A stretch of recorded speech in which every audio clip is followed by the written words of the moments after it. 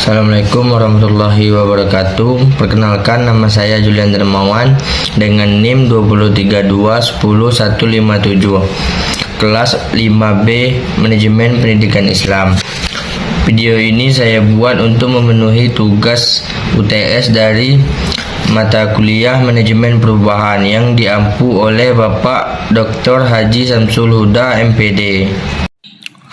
Baiklah, saya akan melanjutkan materi Sejarah Manajemen Perubahan dalam Pendidikan. Pendidikan telah mengalami banyak perubahan sepanjang sejarahnya. Di zaman kuno, pendidikan seringkali bersifat tradisional dan berfokus pada metode oral. Namun, dengan perkembangan tulisan dan teknologi cetak, kurikulum dan metode pengajaran mengalami transformasi yang signifikan. Perubahan ini menciptakan kebutuhan untuk manajemen perubahan yang lebih terstruktur. Di sisi lain, perubahan dalam kebijakan pendidikan juga menjadi bagian penting dalam sejarah pendidikan. Perubahan kebijakan dapat mencakup perubahan dalam tujuan pendidikan, kurikulum nasional, pendanaan, standar evaluasi, dan regulasi lainnya. Perubahan kebijakan ini seringkali menjadi dorongan utama di balik perubahan dalam sistem pendidikan. Tipe-tipe perubahan yaitu perubahan struktural, di mana perubahan dalam struktur organisasi seperti restrukturisasi perusahaan atau pergantian dalam hierarki manajemen, pembentukan atau penghapusan departemen atau unit bisnis, pemindahan atau perubahan dalam tanggung jawab pekerjaan. Yang kedua, perubahan kebijakan, revisi atau perubahan dalam kebijakan perusahaan atau pemerintah yang memengaruhi operasi organisasi. Perubahan dalam peraturan atau undang-undang yang memengaruhi cara bisnis atau lembaga pendidikan beroperasi.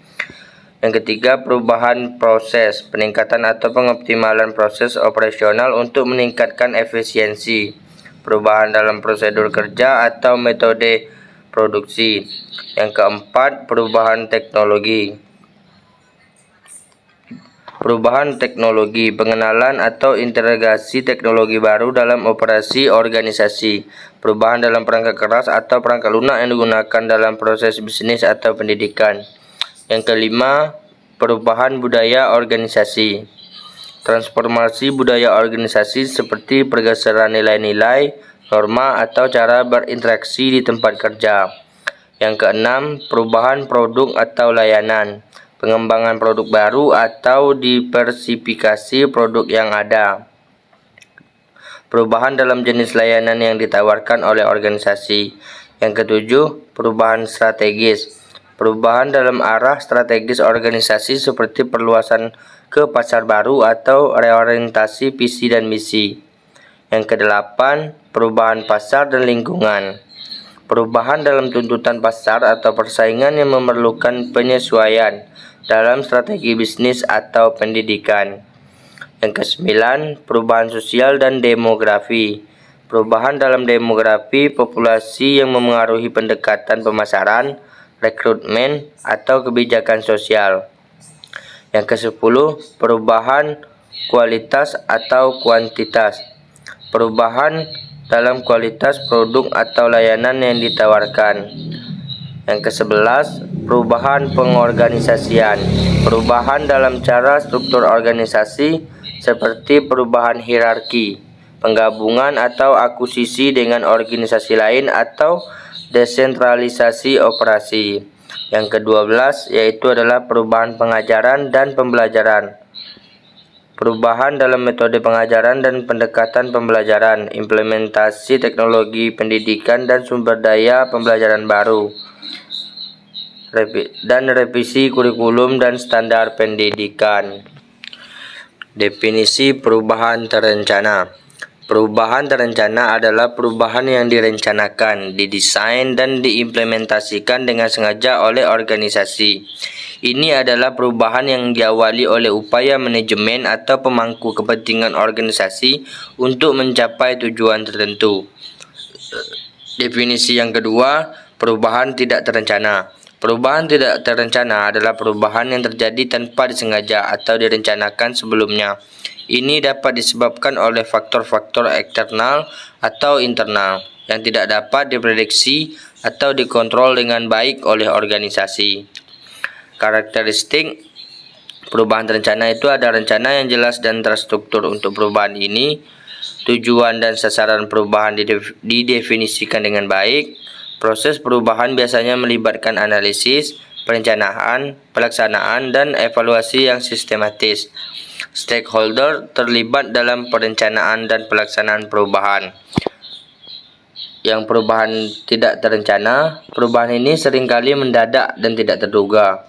Biasanya terjadi sebagai respon terhadap situasi atau krisis yang mendesak. Tidak ada rencana yang telah disusun sebelumnya.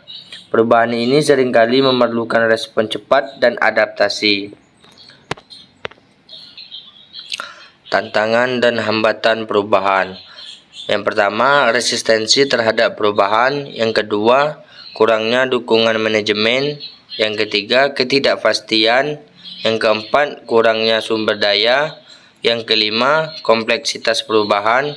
Yang keenam, tantangan budaya. Yang ketujuh, perubahan kebijakan. Tipologi perubahan. Yang pertama, perubahan eksperimental dan radikal. Yang kedua, perubahan struktural versus budaya. Yang ketiga, perubahan proaktif versus reaktif. Yang keempat, perubahan strategis versus operasional. Yang kelima, perubahan teknologi versus manusia. Yang keenam, perubahan pendek versus panjang. Yang ketujuh, perubahan pendidikan. Kesimpulannya adalah manajemen perubahan dalam pendidikan adalah proses yang penting untuk meningkatkan kualitas pendidikan dan mempersiapkan untuk masa depan yang penuh tantangan. Dengan pemahaman yang kuat tentang berbagai aspek manajemen perubahan, pendidik, pemimpin, dan pemangku kepentingan lainnya dapat berperan dalam memastikan bahwa perubahan pendidikan dilakukan dengan sukses dan memberikan manfaat positif bagi semua yang terlibat. Mungkin sampai di sini materi saya. Saya ucapkan terima kasih. Wabillahi taufiq wal hidayah. Wassalamualaikum warahmatullahi wabarakatuh.